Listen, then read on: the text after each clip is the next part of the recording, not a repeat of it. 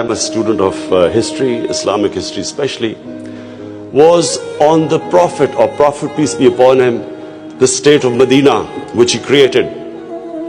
Now, why do I say the state of Medina? Because the state of Medina laid the foundation of one of the greatest civilizations in the history of mankind. The principles that found the foundation of the state of Medina is what for the next 700 years was the greatest civilization on earth. And what were those principles? The state of Medina was founded on incredible principles of justice and humanity. It was the first time a welfare state was made, a state that took responsibility of the weak, what China has done right now. That was the state of Medina, where first time a state took responsible for its poor, its weak, its orphans, its widows. In the state of Medina, the first time pensions were created. Old people were also, it was a humane state. And secondly, there was justice, rule of law. These were the two main things. And the third thing, the Prophet of Islam, peace be upon him, made seeking knowledge a sacred duty. The word was that even if you have to go to China to seek knowledge, you must. Those days going to China meant not coming back. So the emphasis on seeking knowledge. For the next 700 years, all top scientists were Muslims. And that was the state of Medina. It laid that foundation. And then the way minorities, other religious people were treated.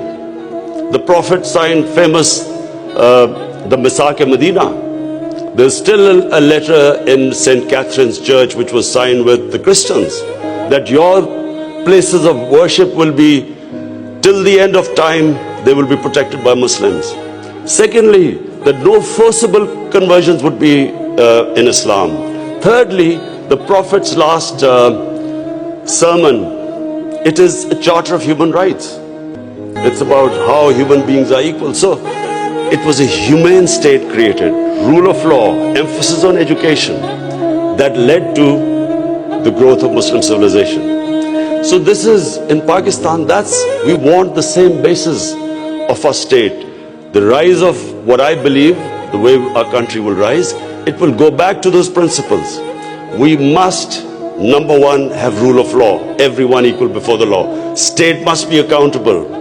We must have a welfare state where the state must take responsibility of its poor people.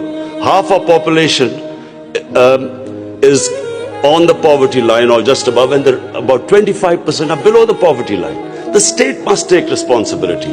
All policies of the state must be like in China. How do we lift the people from the bottom? And the most important thing is that we must, in Pakistan, start a reform program. Reforms are painful, but it is essential if we have to get out of our current problems. So, first of all, I joined politics in '96. From '96 to 2013, there was a very small party. Most of the time it was one step up and 3 steps down. The first election I contested, we were wiped out. Second election, 5 years later contested, we had only 1 seat. Third election we boycotted, and most of the time people made fun of me, thought we would never make it, because I'm an outsider. I wasn't from the political class. But one big lesson from sports which I learned, you only lose when you give up. So